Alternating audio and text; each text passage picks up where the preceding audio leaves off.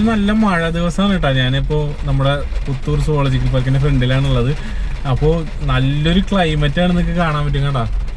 എന്തൊരു ക്ലൈമറ്റാണെന്ന് നോക്കിയേ. പക്ഷേ ഉള്ളിൽ കയറി കഴിഞ്ഞാൽ കുടയും കാര്യങ്ങളൊക്കെ കൊണ്ടുവരേണ്ടി വരും, കാരണം മഴ സമയമാണ്.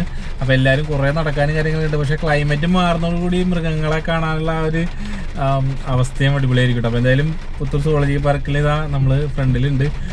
അപ്പോൾ ആ കാഴ്ചകൾ ഗംഭീരം തന്നെ കേട്ടോ.